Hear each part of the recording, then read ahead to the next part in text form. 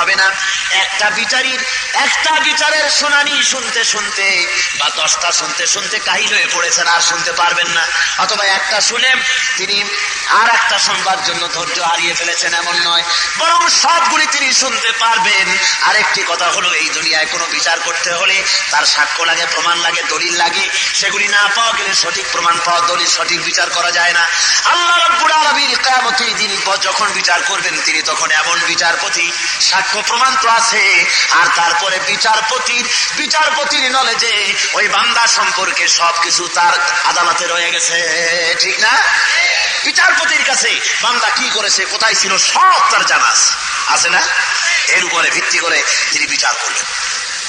আল্লাহ আর বলেন, ওয়ানজিরহুম ইয়াওমাল আজিফাতি ইযিল কুলুবু লাদাল হানাজিরি কাযিমিন। ওয়ানজিরহুম, আর তাদেরকে সতর্ক করো, সাবধান করো। ইয়াওমাল আজিফাতি, যেদিনটি নিকটবর্তী হচ্ছে। ইযিল কুলুবু লাদাল হানাজিরি কাযিমিন, যে যখন তাদের কল্ব, তাদের কলিজা মুখের কাছে এসে যাবে, আর চুপচাপ অত্যন্ত ধৈর্য ধারণ করে গোস্বা হজম করতে থাকবে। সেই কিয়ামতের দিনের সতর্কতা তাদেরকে করো, তাদেরকে বুঝাও। অর্থাৎ কিয়ামত খুবই নিকটবর্তী, এইটা খুব বেশি দূরে নয়, খুব কাছে এসে গেছে। আল্লাহ কোরআন শরীফের অন্যত্র বলেছেন, ইকতারাবা লিন-নাসি হিসাবুহুম ওয়া হুম ফি গাফলাতিন মুরিদুন। মানুষের হিসাবের সময়টা খুবই নিকটবর্তী, কিন্তু মানুষ এর থেকে এরাজ করে গেছে, এর থেকে মুখ ফিরিয়ে গিয়েছে। সে চিন্তাও মনের মধ্যে আনতেছে না, তার যে হিসাব হবে সেই হিসাব সম্পর্কে একদম বেমালুম সে বলে গিয়েছে। দিনটা খুবই নিকটবর্তী, এবং সেদিন কলিজা আসবে মুখের কাছে, মানুষের কলিজা আসবে মুখের কাছে।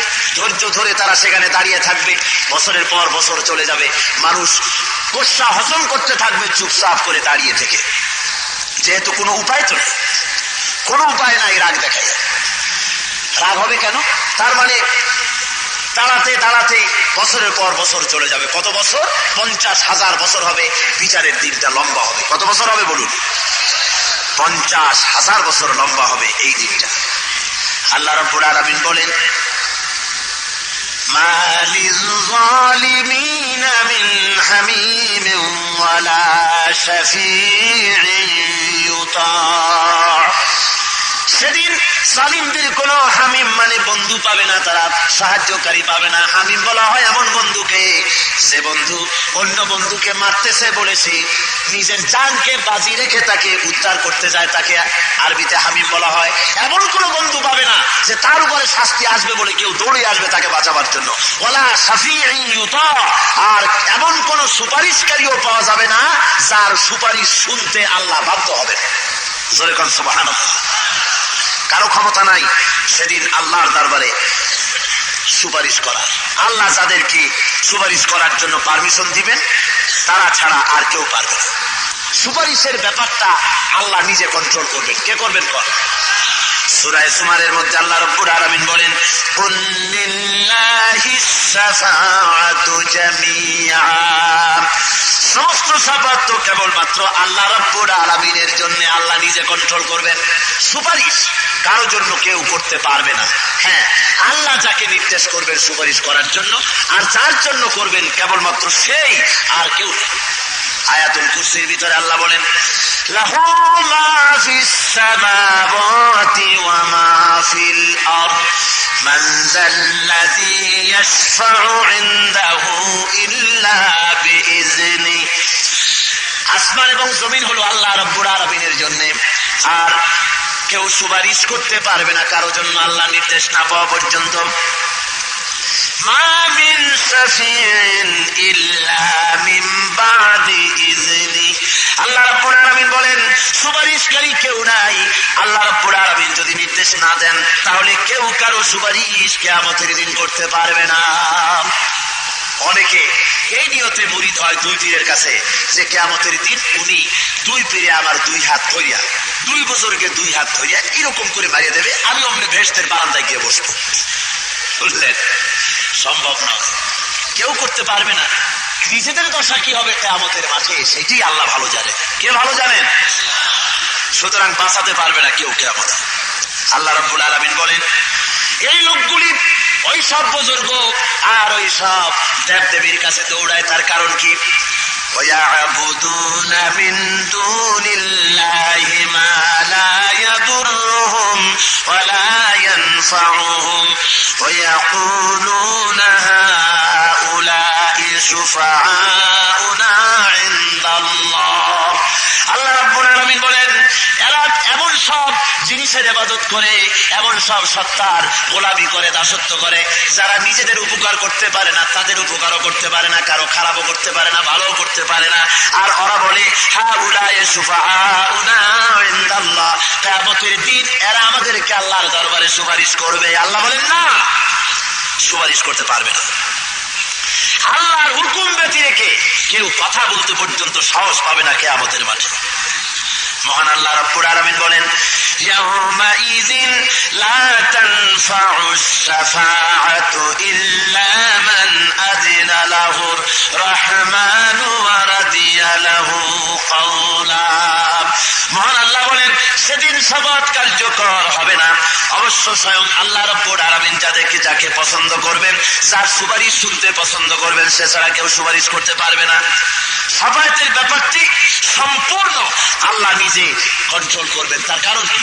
তার কারণ হলো পীর হোক, ভালো করে শোনেন, পীর হোক, বুজুর্গ হোক, মাওলানা হোক, মুরিদদের অবস্থা কার কি তা তো পীরেরও জানার কথা নয়, নবীরও জানার কথা নয়, ভক্তরও জানার কথা নয়। কে কতটা চুরি করছে, কে কয়টা ডাকাতি করছে, কে কয়টা জেনা করছে, সুতরাং এগুলি তো পীর সাহেবের জানার কথা নয়, বুজুর্গের জানার কথা নয়। কাজী এগুলি যদি পাইকারি দরে সুপারিশের অর্ডার দেওয়া হয়, আর সব বুজুর্গরা নিজেদের পাইকারি দরে মুরিদদের যদি সুপারিশ করার জন্য শুরু করে দেয়, তাহলে তো বিচারই হবে না।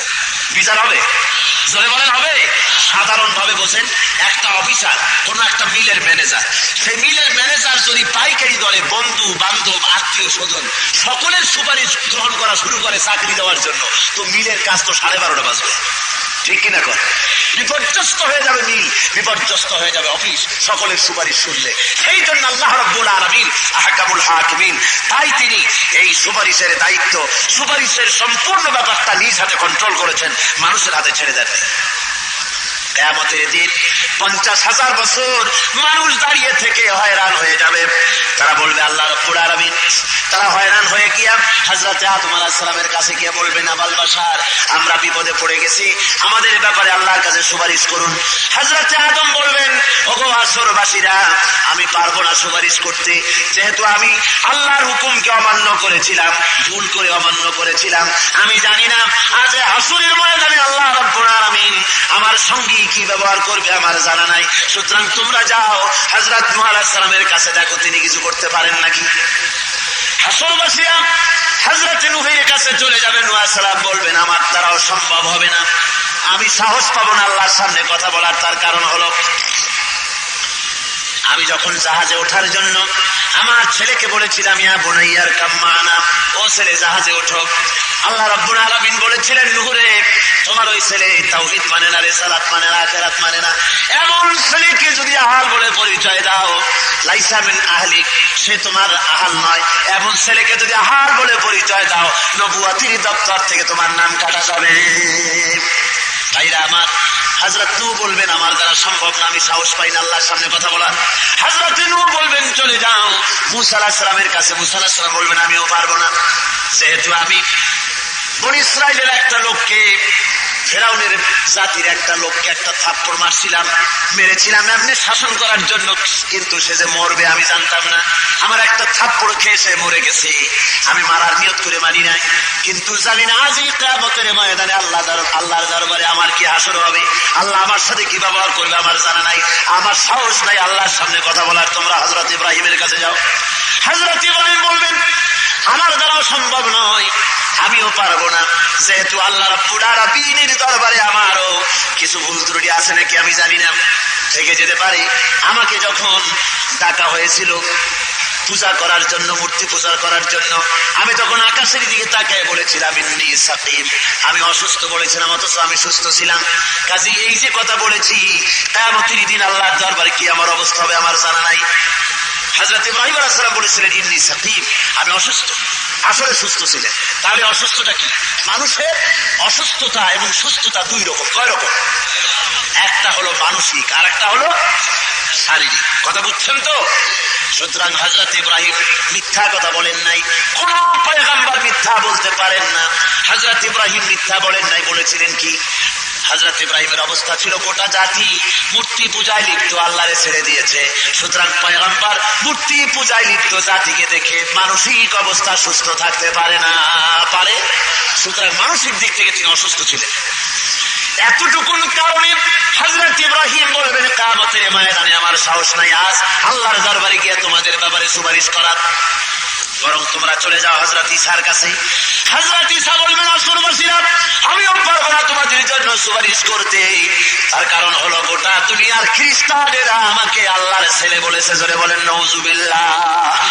খ্রিস্টানেরা বলেছে ওয়াকালাতিন নাসারাল মাসীহু ইবনুল্লাহ, আর আমাকে আল্লাহর পুত্র বলেছে, অথচ আমি তাদেরকে বলতে বলি নাই। এই যে আমার আল্লাহর পুত্র বলেছে, আজ এই আসরের ময়দানে আল্লাহ আমার সঙ্গে কি ব্যবহার করবে আমার জানা নাই। সুতরাং আমি পারবো না, তবে একটা সাজেশন দিতে পারি। আজ এই সুপারিশের কাম কেউ করতে পারবে না। চলে যাও আসরবাসীরা আখেরি জামানার পয়গম্বর নবী মুহাম্মদ রাসূলুল্লাহ সাল্লাল্লাহু আলাইহি ওয়াসাল্লামের কাছে চলে যাও। আজকের এই দায়িত্ব তার কাছে যাও। হাসরবাসীরা দেখবে আল্লাহ নবী মাকামে মাহমুদের সিজদায় থাকবেন। হাসরবাসীরা বলবেন ইয়া রাসূলুল্লাহ, আমরা বিপদে পড়েছি, মুসিবতে পড়েছি, আমাদের জন্য সুপারিশ করুন। নবীজি বলবেন হাসরবাসীরা আজকের এই কাজ আমার জন্য, চলো আল্লাহর কাছে বলি। ভাইরা আমার, আল্লাহ রাব্বুল আলামিনের কাছে আল্লাহর হাবিব বিচারের জন্য বলবেন। রব্বুল আলামিন বলবেন হাবিব বেহেশতি মানুষ তুমি বাঁচো, তোমার উম্মতের বেহেশতি মানুষ বাঁচা দাও। তোমার উম্মতের বেহেশতি বান্দাগুলি আমার, তোমার উম্মত বেহেশতে কারা কারা যাবে তুমি বাঁচা দাও। আল্লাহর নবীর স্ত্রী হযরত আয়েশা উম্মুল মুমিনিন বলেন ইয়া রাসূলুল্লাহ, কিয়ামতের দিন লক্ষ কোটি কোটি মানুষের মধ্য থেকে লাখো লাখো পয়গম্বরদের উম্মতের মধ্য দিয়া, এত মানুষের মধ্য দিয়ে আপনার উম্মত আপনি কেমনে বেছে নেবেন? হুজুর বলেন আয়েশা রে, কোন ঘোড়ার চেহারা যদি থাকে, খুররাম মুহাজ্জালিন কপাল যদি সাদা থাকে, এই কপাল সাদাওয়ালা ঘোড়া যদি হারায় যায়, অন্য ঘোড়ার ভিতরে বড় আয়েশা ওই সাদা কপালওয়ালা ঘোড়াটারে তালাশ করে সে পাবে কিনা ঠিক মতো? হযরত আয়েশা বলেন হুজুর নিঃসন্দেহে পাবে, কোনো অসুবিধা নাই। আল্লাহর নবী বলেন আয়েশা রে, কিয়ামতের ময়দানে লক্ষ কোটি কোটি মানুষের ভিতরেই আমার উম্মত আমি তালাশ করে পাবো, আমার বেহেশতি উম্মতগুলি যারা নামাজ পড়েছিল, নামাজের ওযুর কারণে তাদের হাত এবং চেহারাগুলি নূরে ঝকমক করতে থাকবে। ওই দেখে দেখে আমার উম্মত আমি বেহেশতে নিয়ে যাব। ভাইরা আমার, বেঈমান যারা নামাজ পড়ে নাই, আল্লাহর নামাজ আদায় যারা করে নাই, ওরা বলবে, ওরা যখন দেখবে তারা বাদ পড়ে গেল, আল্লাহর নবী তাদের সুপারিশ করে না, ওরা তখন বলবে নবী আমিও তো আপনার উম্মত, আমারও সুপারিশ করেন। আল্লাহর নবী বলবেন সৌকান সৌকান লিমান গায়্যারা মিন বাদি, সরে যাও, দূর হয়ে যাও, তুমি আমার উম্মত নও। যদি তুমি আমার উম্মত হতে তাহলে এই নূরের চমক তোমাদের চেহারায় আমি দেখতাম। ভাইরা আমার, শীতের দিনে কষ্ট করে ফজরের উযু যারা করেন, ইশার উযু যারা করেন, গরমের দিনে উযু করলে, নামাজ পড়লে যে সওয়াব, এই শীতের রাতে ফজরের সময় ল্যাপটাকে হারামটাকে হারাম করে যারা ঠান্ডা পানি দিয়া উযু করে যারা নামাজ পড়তে গেল, কিয়ামতের দিন আল্লাহ রাব্বুল আলামিন ওই উযুর কারণে চেহারায় নূর দিয়া দিবেন, আর ওই নূর দেখে আল্লাহর হাবিব বান্দাগুলিকে ধরে ধরে বেহেশতে পৌঁছায়া দিবেন। এই দুনিয়ায় কোন বুজুর্গ, কোন পীর, কোন আলেম কাউকে সুপারিশ করতে পারবে না যতক্ষণ পর্যন্ত আল্লাহ রাব্বুল আলামিন নির্দেশ না করেন। ভাইরা আমার, এই ব্যাপারে কোরআন শরীফের মধ্যে আরো কথা আছে। আল্লাহ রাব্বুল আলামিন বলেছেন, ও নবী আপনি আপনার আহলে বাইতদেরকে ডেকে বলে দেন, কুল মা কুনতু বিদআম মিনার রাসূল, আমি কোন নতুন রাসূল নই, আমার আগে আরো অনেক রাসূল এসেছে। আমি জানি না আমার সাথে কিয়ামতে আল্লাহ রাব্বুল আলামিন কি ব্যবহার করবেন, আর আমি এও জানি না যে তোমাদের সাথে আল্লাহ কি ব্যবহার করবেন। নাজিল হয়ে গেল। হুজুর ডাকলেন, ও ফাতেমা, ও আলী, ও হাসান, হুসাইন, আহলে বায়ত, সব আসন আসন। হুজুর আয়াত পড়ে শোনালেন, ও আমার মেয়ে, ও কলিজার টুকরা ফাতেমা, আমার উপরে ভরসা করো। কিয়ামতের দিন মুহাম্মদ সাল্লাল্লাহু আলাইহি ওয়াসাল্লামের মেয়ে হিসাবে নাজাতের কোন ফয়সালা তোমার হবে না। আল্লাহু আকবার, আল্লাহু আকবার। ও হাসান, ও হুসাইন, আমি মুহাম্মদ সাল্লাল্লাহু আলাইহি ওয়াসাল্লামের নাতি হিসাবে তোমাদের ফয়সালা হবে। আমলের উপরে নির্ভর করো, আমল তৈরি করো। ভাইরা আমার, হযরতে ফাতেমা রাদিয়াল্লাহু তাআলা আনহা রাসূলের ইন্তেকালের পরে হযরতে ফাতেমা রোগগ্রস্ত হয়ে পড়লেন। হুজুর যখন মার্জে মউতে মুবতালা হয়েছিলেন, ইন্তেকাল করবেন যে রাত্রে, হযরত ফাতেমা সকলের চাইতে বেশি করে কাঁদতেছিলেন যে আরে আমার তো আর কেউ রইল না। আল্লাহর নবী হযরতে ফাতেমা কি এত মহব্বত করতেন, কোন দিকে যাওয়ার সময় সকলের শেষে ফাতেমার সঙ্গে দেখা করতেন। কোন জায়গা থেকে আসলে সর্বপ্রথম হযরত ফাতেমার সঙ্গে দেখা করতেন। হুজুর বলতেন, ফাতেমা মা আমার কলিজার টুকরা, যে ব্যক্তি ফাতেমাকে কষ্ট দেয় সে যেন আমারই কষ্ট দিল। আল্লাহ নবী লক্ষ্য করে দেখলেন মৃত্যুর সময় সকলের চাইতে হযরত ফাতেমা বেকরার হয়ে গেছে, কাঁদতে কাঁদতে পাগলের মতো হয়েছে। আল্লাহ নবী হযরত ফাতেমাকে কাছে ডাকলেন, কানে কানে কি যেন বললেন। হযরত ফাতেমার কান্না বন্ধ হয়ে গেল। হযরত আয়েশা ফাতেমাকে ডেকে বলেন, মা, হুজুর তোমার কানে কি বললো আর তোমার কান্না বন্ধ হয়ে গেল? হযরত ফাতেমা বলে, আব্বা, ও আমার মা, আব্বা জান আমার কানে কানে বললেন, মা তুই কান্দিস না, তোর চোখের পানি আমার সহ্য হয় না, কান্দিস না। আমি মরে গেলে পরে তোরে সুখবর দিয়ে দেই, আমি মরবার পরে আমার সাথে সর্বপ্রথম তোমার সাথে আমার দেখা হয়ে যাবে। আল্লাহর নবীর ইন্তেকালের 6 মাস পরে হযরত ফাতেমার ইন্তেকাল হয়ে গেল। মার্জে মউতে মুবতালা হয়ে গেলেন হযরতে মা ফাতেমা। ঘরের মধ্যে মৃত্যুর যন্ত্রণায় ছটফট করেন। হযরত আলীকে ডেকে বলেন, আলী রে, কোথায় আমার মউত হবে এখনই। ও আলী, আমার যদি মউত হয়ে যায় দিনের বেলায় আমার জানাজা করবা না, দিনের বেলায় বেশি লোককে খবর দিয়া জানাজা দিবা না, যেহেতু আমি পর্দায় ছিলাম সব সময়ের জন্য। আমার গায়ে কাপড় চোপড় চড়াইয়া মানুষের সামনে নিয়ে যদি জানাজা দাও, তাহলে লোকেরা অন্তত পর্দার ভিতরে বুঝতে পারবে নবীর মেয়ে ফাতেমা লম্বা চওড়া এতটা ছিল। কাউকে দেখাবা না, রাতের আধারে কয়েকটা লোক নিয়ে আমার জানাজা করে আমারে কবরে দিয়ে দিও। হযরত ফাতেমা ইন্তেকাল করলেন রাতে। হযরতে আলী রাতের বেলায় খবর দিলেন লোকদেরকে, কিছু লোক হলো।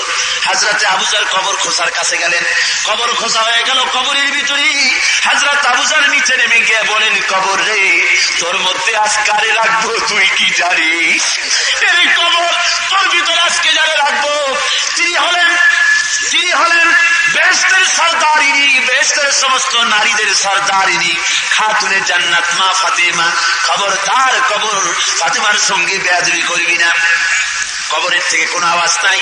আবার হযরতে আবু যর বলেন, কবর রে শোন, তোর ভিতরে যারে রাখবো তিনি হলেন সাইয়্যিদ আসবাবে আহলিল জান্নাত, বেহেশতের জওয়ানদের সরদার হযরতে ইমাম হাসান হুসাইনের মারে রাখবো। খবরদার বেয়াদবি করবি না, কোনো আওয়াজ নাই, কোনো খবর নাই। এরপরে হযরত আবু যর আবার বলেন, কবর রে শোন, তোর মধ্যে যারে রাখবো তিনি হলেন আসাদুল্লাহিল গালিব, দুনিয়ার কাফিরদের জন্য পাক বানিয়ে আল্লাহ যারে পাঠাইছেন সে আলীর স্ত্রী। খবরদার বেয়াদবি করবি না। কোনো জবাব আসে না। এইবারে হযরত আবু যর আরো জোরে চিৎকার দিয়ে বলেন, কবরের মাটি তোর ভিতরে কারে রাখবো জানিস? ইনি হলেন আখেরি জামানার পয়গম্বর নবী মুহাম্মদুর রাসূলুল্লাহ সাল্লাল্লাহু আলাইহি ওয়াসাল্লামের কলিজার টুকরা নয়নের পুতুলি মা ফাতেমারে তোর ভিতরে রেখে যাবো। খবরদার বেয়াদবি করবি না। কবরের ভিতর থেকে আওয়াজ এসে গেল মানুষের মতো করে। কবর ডাক দিয়া বলে, আবু যর, আমি ফাতেমা চিনি না, খাতুনে জান্নাত চিনি না, হাসান হোসেনের মা চিনি না, আসাদুল্লাহিল গালিব আলীর স্ত্রী চিনি না, আল্লাহর নবী মুহাম্মদ রাসূলুল্লাহর মেয়ে ফাতেমারে চিনি না। আমল যদি ভালো হয় জান্নাতের বিছানা কবরে বিছায় দেওয়া হবে, আর যদি আমল খারাপ হয় আমার কবরের মাটি পৃথিবীর এক প্রান্তে চলে যাবে, আর এক মাটি আর এক প্রান্তে চলে যাবে। দুই দিক থেকে দুই মাটি আমল চলে ঠাসা মারা হবে, গোশত আর হাড় মাটির সাথে জনমের মতো মিশাইয়া দেওয়া হবে। ভাইরা আমার, হযরতে আবু যার চিৎকার মেরে যে বের হয়ে গেলেন, জীবনে আর সংসার করতে পারেন নাই। আমি বলি ভাইরা, এই জন্য এই দুনিয়ার বুকে কোনো বুজুর্গ, কোন পীর, কোন মাওলানা সাহেবের উপরে নির্ভর করে থাকবেন না যে উনি বাঁচাইয়া দিবেন। বাঁচাবে আপনার আমল। আমল যদি ভালো হয় তাহলে কিয়ামতের দিন আল্লাহ বাঁচাবার ব্যবস্থা করে দিবেন। সেই জন্য আমল ভালো করে তৈরি করতে হবে, আমল যেন খারাপ না হয়ে যায়। আমল যদি ভালো হয়, যদি মনটা নরম হয়, রাতের বেলায় যদি কাঁদতে পারেন, শেষ রাত্রে উঠে আর চোখের পানি ফেলায় যদি কাঁদেন, আল্লাহ রে আমার মতো গুনাহগার আকাশের নিচে জমিনের উপরে আর নাই, রব্বুল আলামিন তুমি মেহেরবানি করে জিন্দেগীর গুনাহ আমারে মাফ করে দাও। এইভাবে বান্দা যখন কাঁদে, চতুর্থ আকাশের পরে অথবা প্রথম আকাশে আল্লাহ আসেন আর ফেরেশতারে বলেন, ফেরেশতারা দেখ তামাম পৃথিবীর লক্ষ কোটি কোটি মানুষ ঘুমানো, কিছু কিছু মানুষ ওই যে বসে বসে কান্দে, কয় কান্দে কে? ফেরেশতারা বলে আল্লাহ তুমি তো ভালো জানো। আল্লাহ কয় না, তোদের মুখে শুনতে চাই। ফেরেশতারা বলবে রব্বুল আলামিন অনেক গুনাহ করেছি, জাহান্নামের আগুন থেকে তোমার কাছে মাপ চাই, তোমার গজব থেকে মাপ চাই। আল্লাহ বলবেন, আল্লাহ বলেন ফেরেশতারা আমার ওই বান্দাকে আমারে দেখছে নাকি? কয় না দেখে নাই। কয় আমার বেহেশত দেখছে নাকি? কয় না দেখে নাই। আমার দোজখ দেখছে নাকি? কয় না দেখে নাই। আল্লাহ রাব্বুল আলামিন বলেন ফেরেশতারা আমার এই বান্দাগুলি আমারে দেখলো না, আমার বেহেশত দেখলো না, আমার দোজখ দেখলো না, হাসর দেখলো না, শুধুমাত্র নবীর কথা বিশ্বাস করে, কোরআন ও হাদিসের কথা বিশ্বাস করে, রাতের আরামের ঘুম হারাম করে কিভাবে কান্দে তাকাইয়া দেয়। ও আমার ফেরেশতারা তো সাক্ষী থেকে যা, আমার রহমতের দরিয়ায় দোষ মেরেছে, আমার ওই ক্রন্দনরত বান্দাগুলিকে আমি আল্লাহ মাফ করে দিলাম। ভাইরা আমার, এই জন্য বলি আল্লাহর সঙ্গে গভীর সম্পর্ক স্থাপন করতে হবে। ওই কিয়ামতের দিন কেউ বাঁচাতে পারবে না, একমাত্র আল্লাহ রাব্বুল আলামিন ছাড়া তিনি বাঁচাতে পারবেন। তাই সুপারিশের মালিক একমাত্র আল্লাহ, তিনি সুপারিশ যাকে করতে বলবেন তিনি ছাড়া কেউ করতে পারবে না। এরপরে আল্লাহ বলেন ইয়ালামু খাইনাতাল আয়ুনি ওয়া মা তুখফিস সুদূর। এ বান্দা, তোমার সিনার মধ্যে কি লুকাও, তোমার চক্ষু কি লুকোচুরি খেলে, আর মনের ভিতরে কি গোপন থাকে, আমি সব জানি। বিচার আমার কাছে আছে, আমি বিচার করব। ওয়াল্লাহু ইয়াকদি বিল হক ওয়াল্লাযীনা ইয়াদউনা মিন দুনিহি লা ইয়াকদুনা বিশাইইন ইন্নাল্লাহু হুয়াস সামিউল বাসীর। আল্লাহু ইয়াকদি বিল হক, আল্লাহর ফয়সালাই হবে চূড়ান্ত ফয়সালা।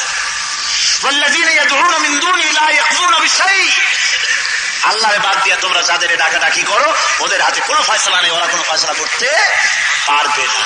ফয়সালার মালিক কে? আল্লাহ। ইন্নাল্লাহু হুয়াস সামিউল বাসীর, আর নিশ্চয়ই আল্লাহ সবকিছু শোনেন এবং দেখেন। সেই আল্লাহর উপরে নির্ভর করতে হবে জীবনের সবকিছু। কার উপরে নির্ভর করবে? আল্লাহর উপরে। আর সুপারিশের একমাত্র সবকিছুর মালিক, সুপারিশের মালিক আল্লাহ রাব্বুল আলামিন। তিনি কিয়ামতের দিন যদি মেহেরবানি করেন তাহলে আমরা বাঁচতে পারবো, আর যদি মেহেরবানি না করেন বাঁচার কোনো উপায় নাই। সেজন্য নির্ভর করতে হবে একমাত্র কার উপরে বলুন? আরো জোরে বলেন, কার উপরে? আল্লাহর উপরে। কারীম বোঝার জন্য যত তাফসীর পৃথিবীতে এসেছে, প্রত্যেক তাফসীরই তার যুগে বড় বড় অবদান রেখেছে।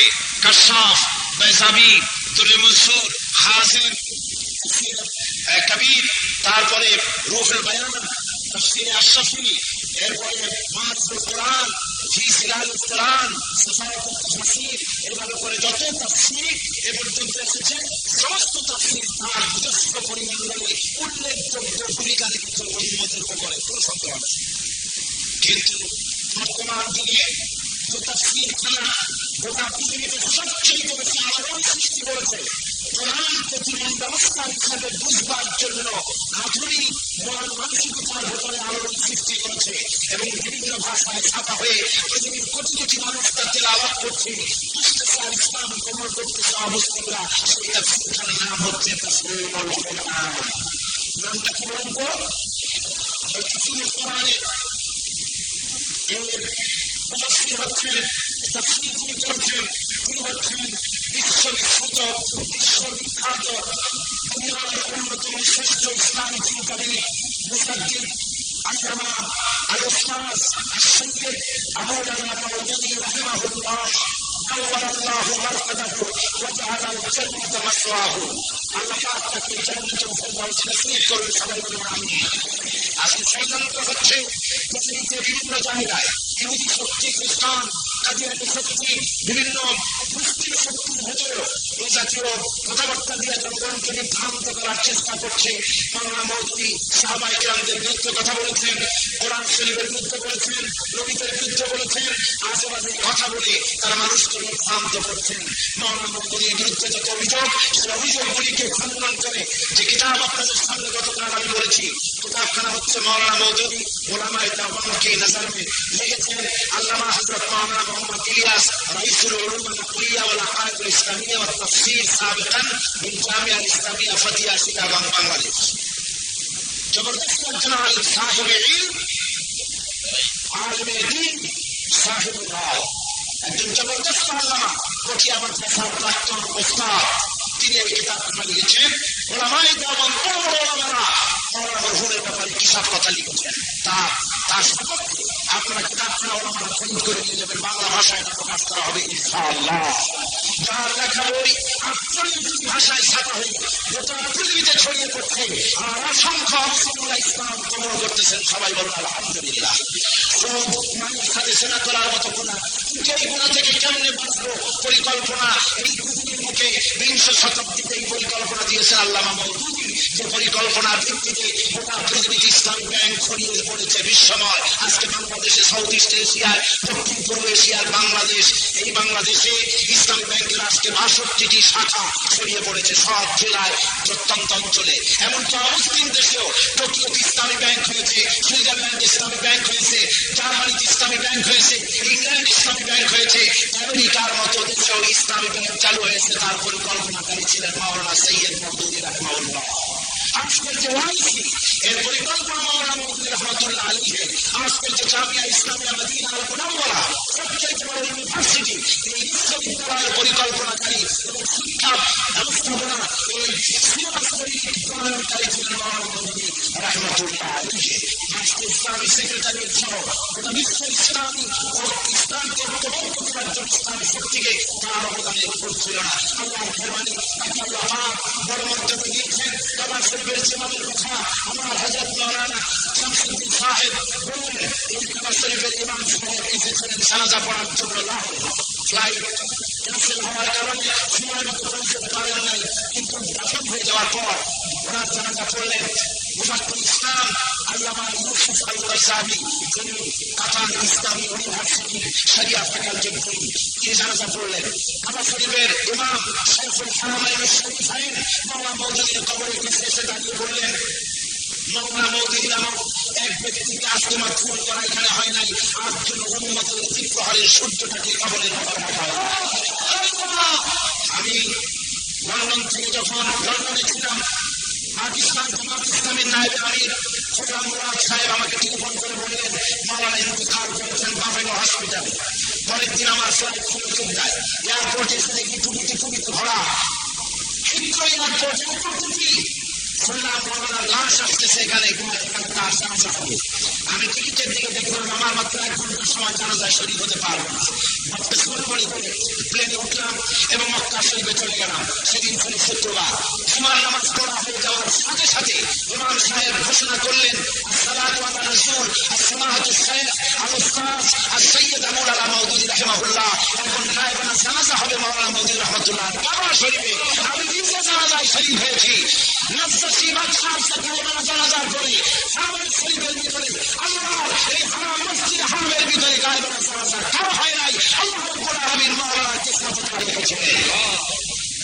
আমার বন্ধুগণ, এত বড় মুফাক্কির ইসলামের বিরুদ্ধে যারা কথা বলতে চেষ্টা করেন, আল্লাহ পাক তাদেরকে হেদায়েত নসিব করুন। সবাই বলুন আমিন। সবাই জোরে জোরে বলুন আমিন। আল্লাহ পাক আমাদের সকলকে হক বোঝার তৌফিক